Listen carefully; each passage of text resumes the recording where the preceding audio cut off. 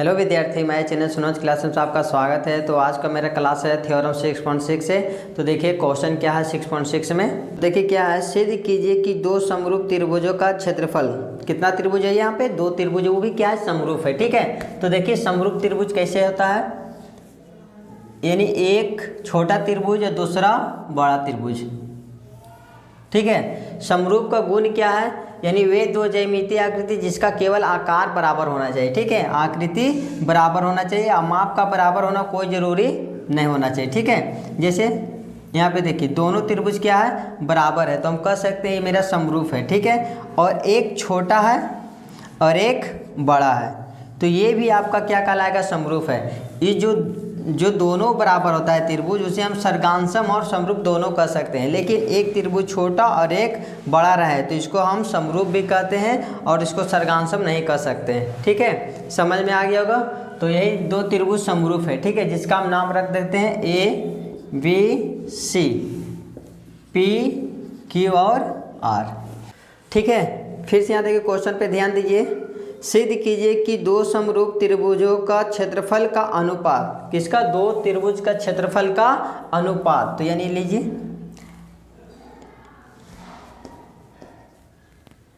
तो यहाँ पे क्या है, देखिए एरिया यानी त्रिभुज का क्षेत्रफल ABC और अनुपात का अर्थ होता है बट्टा। ठीक है, फिर एरिया त्रिभुज PQR। ठीक है, फिर देखिए क्या बोलता है, क्षेत्रफल का अनुपात उसकी संगत भुजाओं के अनुपात के वर्ग के बराबर होना चाहिए। यहाँ पे देखिए संगत भुजाएं, यानी कि AB बाई PQ के equal to AC by PR और BC का अनुपात बन जाएगा आपका Q और R। ठीक है, यानी इसका त्रिभुज का क्षेत्रफल कोई भी एक भुजा, कोई भी संगत एक भुजा के वर्ग के बराबर होना चाहिए। ठीक है, अगर मेरा जो सिद्ध होगा या तो AB PQ का स्क्वायर या फिर AC बाई PR का स्क्वायर या फिर BC बाई QR का स्क्वायर होगा। बोल रहा था वर्ग के बराबर होता है। ठीक है, तो यहाँ पे पहले आप लिखिएगा, दिया है त्रिभुज ABC और PQR दो समरूप त्रिभुज है। समरूप त्रिभुज है। तो सिद्ध कीजिए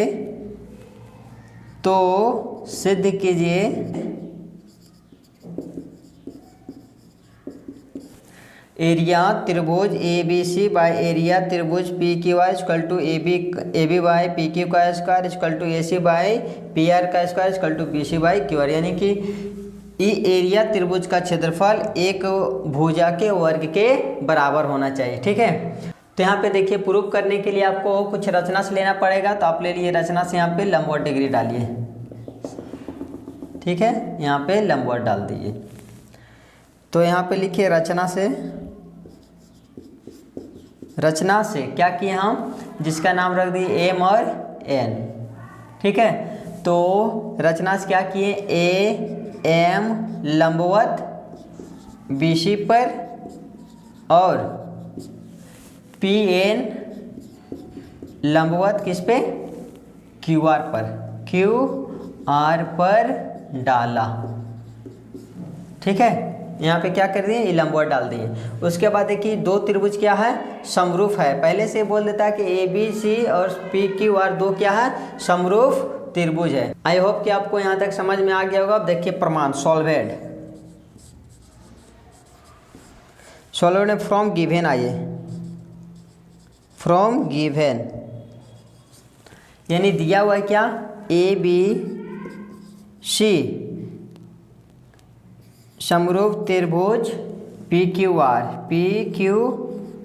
ठीक है, जब ये समरूप रहता है तो क्या लिखने का अधिकार है, यानी AB बाई PQ, AB का PQ और BC बाई QR और AC बच गया। ठीक है, क्या बच गया? AC बाई में PR, AC का PR। ठीक है, इसको आप मान के रखिए फर्स्ट।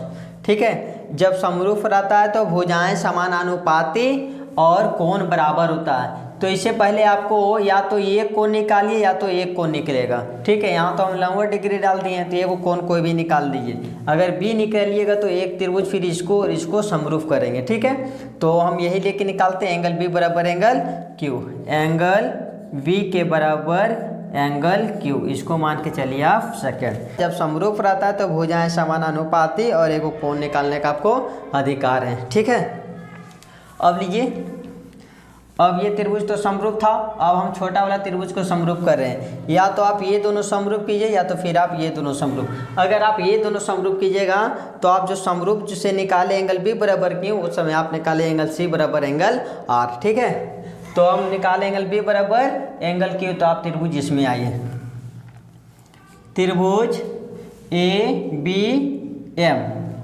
त्रिभुज ए बी एम और त्रिभुज P Q N, P Q N में पहले तो आप यहाँ से ले लीजिए एंगल बी बराबर एंगल क्यू, एंगल बी बराबर एंगल क्यू कहाँ से आया तो सेकेंड से। ठीक है, छोटा वाला त्रिभुज को हम समरूप कर रहे हैं, तो समरूप करने के लिए दो को कोण होना चाहिए या तो फिर तीन भुजा होना चाहिए। ठीक है, तो इसमें से आपको एक कोण निकाल दिया गया है। जब अगर ये लीजिएगा तो आपका एक ही को भुजा आएगा, ए बी और पी और क्यू, तो इसलिए वो एंगल ले लीजिए, एंगल एम बराबर एंगल एन, एंगल एम के बराबर एंगल एन कितना डिग्री 90 डिग्री से। ठीक है, यहाँ पे देखिए दो को कौन से त्रिभुज क्या हो गया, ये दोनों समरूप हो गया। ठीक है, तो त्रिभुज ए बी एम समरूप त्रिभुज पी क्यू एन का चीज हुआ समरूप, तो एंगल एंगल से समरूप हो गया। ठीक है, जब ये समरूप हुआ तो हमको तीन को और निकालने का अधिकार रहता है। ठीक है, या तो भुजाएं या तो फिर कोण, तो हम ऐसा निकालेंगे जो आगे चल के मेरा काम आए, यानी कि ए एम निकाल लीजिए, ए एम, ए एम का क्या निकलेगा, ए एम का समानुपाती कौन निकलेगा P N, P N equal to एगो निकाली ए बी, ए बी का पी और क्यू, पी और क्यू, इसको मान के चलिए आप थर्ड। ठीक है, अब निकाल दीजिए, अब प्रूफ हो जाएगा। त्रिभुज लिखिए, आपको प्रूफ करना है, क्या प्रूफ करना है, एरिया त्रिभुज ए बी सी ने लिखिए, एरिया यहाँ लिखिए, एरिया त्रिभुज ए बी सी, यानी एरिया है तो एरिया का क्या क्षेत्रफल होता है 1/2 बेस इंटू हाइट। अब ये समानुपाती में करना है तो इसको समानुपाती एरिया त्रिभुज अबरी P Q are, P Q are, ये भी एरिया यानी कि क्षेत्रफल से हम निकाल दिए, इसका भी होता है 1/2 बेस इंटू हाइट, तो ये हाफ कट गया, तो बचा क्या एरिया त्रिभुज ए बी सी, अब आई में एरिया त्रिभुज पी क्यू आर। ठीक है, तो यहाँ पे देखिए ए बी सी में बेस कौन बना, ए बी सी में बेस बना बी सी। ठीक है, बी और सी। ठीक है, और इनटू हाइट क्या हो गया आपका ए एम, ए और एम, अब आई फिर देखिए त्रिभुज पी क्यू आर में, पी क्यू आर में बेस कौन बन गया आपका, यानी आधार आपका बन गया क्यू आर, यहाँ लिखिए क्यू आर इनटू ऊंचाई बना पी एन, पी एन। ठीक है, अब यहाँ पे रहने दीजिए, फिर उतारिए वही एरिया त्रिभुज ए बी सी, अब आई एरिया त्रिभुज P Q R equal to, अब देखिए यहाँ पे ए एम बराबर क्या है पी एन है, यहाँ पे एम बाई पी एन है, तो हाँ एम बाई पी एन बराबर क्या था A B by P Q. ठीक है, ध्यान से देखिए यहाँ पे, तो हम उतारते हैं बी सी बाई में Q R into M by P N, तो यहाँ पे एम बाई पी एन की जगह क्या आ गया, यहाँ लिखिए ए बी, अब बाई में पी और क्यू, कहाँ से आया तो थर्ड से लिखिएगा। ठीक है, कहाँ से आया तो थर्ड से। अब यहाँ आपको फिर एक लाइन और, area triangle A B C, अब आई में area triangle P Q R equal to B C का बी सी, या तो देखिए बी सी बराबर क्यू आर कहाँ क्या है, बी सी बराबर यहाँ समरूप से हम निकाले थे बी सी बराबर Q R, A C by P R भी है और A B by P Q, यानी B C by Q R के बराबर हम दोनों लिख सकते हैं, या तो ये या तो फिर, लेकिन आपको लिखना क्या उसके आधार पे। यहाँ पे क्या है, A B by P Q है, तो B C by Q R के बराबर ए बी बाई आप भी पी क्यू रखिए, ठीक है। तो बी सी की जगह आप रखिए ए बी और बाई में पी और क्यू। ध्यान से देखिए फिर से एक बार, यहाँ क्या है B C by Q R, यहाँ देखिए भी B C by Q R जो हम फर्स्ट मान चुके थे इसको, हाँ। तो A B C by Q R की जगह, B C by Q R की जगह या तो आप ये रख सकते हैं या तो फिर आप ये रख सकते हैं, लेकिन यहाँ पे ध्यान रखिए, यहाँ पे क्या है A B by P Q है, तो आप इसके जगह आप ये रख दिए A B by P Q. तो बी सी जगह क्या रख दिए A B by P Q, और पहले से क्या है ए बी बाई में पी क्यू। ये कहाँ से आया, ये कहाँ से, इसको क्या माने थे, इसको फर्स्ट, तो लिखिएगा फर्स्ट से।